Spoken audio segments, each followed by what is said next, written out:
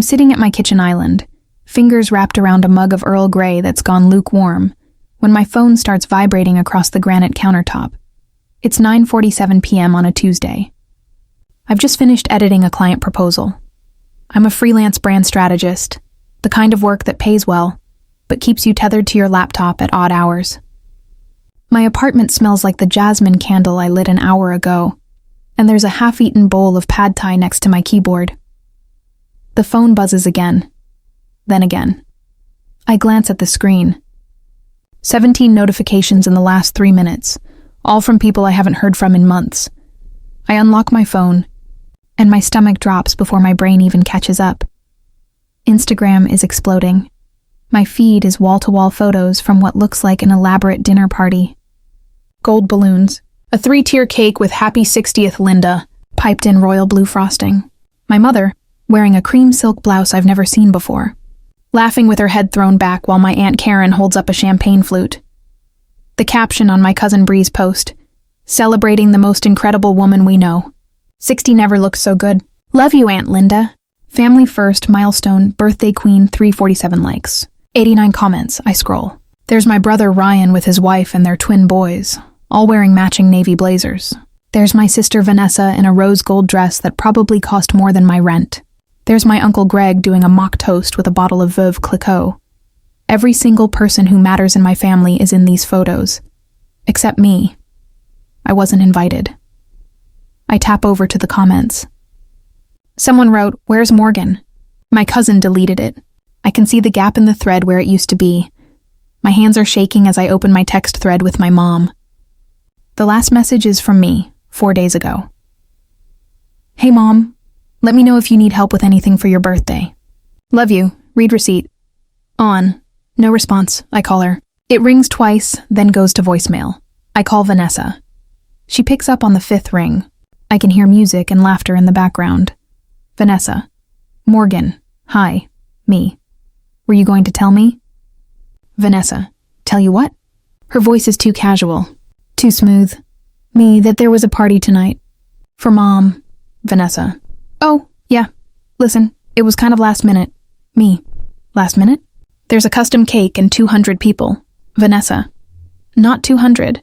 And honestly, Morgan, we didn't think you'd want to come. You've been so distant lately. The word lands like a slap. Me. Distant. Vanessa. You know what I mean. You're always busy. Always working. Mom didn't want to pressure you. I hang up. The next morning, I drive to my parents' house in Edgemont. It's a 40-minute trip I used to make every Sunday for family dinners until about 8 months ago, when something shifted and the invitations just stopped. I pull into the circular driveway at 10:13 a.m. My dad's Lexus is parked at an angle, like he was in a hurry. There are still deflated balloons tied to the mailbox. I knock. My mother opens the door wearing yoga pants and a faded Williams-Sonoma apron. Her face does something complicated when she sees me. Surprise, guilt, annoyance, all in quick succession. Mom. Morgan. What are you doing here? Me. I saw the photos. She steps back to let me in but doesn't say anything. The house smells like coffee and leftover crab cakes. I follow her into the kitchen, where my dad is standing by the espresso machine, scrolling through his phone. Dad. Hey. Sweetheart. He doesn't look up. Me. So, 60 people at the Ridgewood last night, huh? Mom. It wasn't 60. Me. Why wasn't I invited? My mother sets down the dish towel she's been clutching. Her knuckles are white. Mom. Because, Morgan, we knew you'd make it about you. The sentence hangs in the air. Me. What? Mom. You always do. Every family event, every holiday, you find a way to criticize, to lecture, to make everyone feel guilty for not living up to your standards. I stare at her. My father is still looking at his phone. Me. I helped you move into this house. I co-signed your car loan when your credit tanked. I watched Ryan's kids for 3 months straight when he lost his job. What standards are you talking about? Mom. See? There it is. You can't just let things go. You keep score. Dad. Morgan, your mother's had a stressful week. Can we not do this? I feel something cold settle in my chest. It's the same feeling I had when I was 12 and realized my parents weren't going to make it to my choir concert because Vanessa's soccer game ran late. The same feeling I had at 23 when they forgot to tell me they were selling the beach house I'd spent every childhood summer in, until the day the sale closed. Me. What did I do? My voice comes out quieter than I intended, Mom. You didn't do anything. That's the problem. You're never around anymore. You don't care. I texted you. I asked if you needed help, Mom. One text, Morgan. One text in a month. I think about the $4,700 I lent her in March for emergency roof repairs. I think about the 18 calls I made to insurance companies on her behalf when Dad had his knee surgery. I think about the Sunday dinners I stopped attending because Vanessa would spend 2 hours talking about her promotion while I sat there. Invisible. But I don't say any of that. Instead, I say, I'm sorry you feel that way, and I leave. I'm halfway home when my phone starts ringing. It's my friend Priya, who works in digital media and has an uncanny ability to know when something's going viral. Priya. Morgan. Are you sitting down? Me. I'm driving. Priya. Pull over. I pull into a Walgreens parking lot. Priya. Your mom's on the news. Me. What? Priya. Channel 7. They're running a segment on charity fraud. Your mom's foundation, what's it called? The Linda Hartwell Children's Literacy Fund? My stomach lurches. Priya. They're saying she embezzled close to $340,000 over 3 years. There's an investigation. The state attorney general's office is involved. I can't breathe. Priya. Morgan? You there? Me. Send me the link. She does. I watch the segment on my phone, sitting in my car in a Walgreens parking lot while a woman herds 3 kids toward the automatic doors. The news anchor is a woman in a burgundy blazer. She speaks in that clipped, authoritative tone they all use. Anchor, Linda Hartwell, a prominent fundraiser in the Edgemont community, is facing allegations of misappropriating funds from her nonprofit organization, which claims to provide books and literacy resources to underserved children. According to documents obtained by Channel 7, nearly $340,000 in donations were funneled into personal accounts between 2022 and 2024. Hartwell has not responded to requests for comment. They show a photo of my mother at a gala, holding a glass of champagne and smiling. Then they show the receipts. Literally. Bank statements. Wire transfers. A $47,000 payment to a luxury travel company. A $22,000 charge at a jewelry store in Manhattan. The camera cuts to a former board member, a gray-haired man I vaguely recognize from one of my mother's dinner parties. Board member. We trusted Linda. She presented herself as someone who genuinely cared about these kids. To find out that she was using their donations to fund her lifestyle, it's unconscionable. The screen fades to black. I sit in that parking lot for 11 minutes, watching the video 3 more times. Then I do what I always do when the world stops making sense. I start gathering information. I drive home. I open my laptop.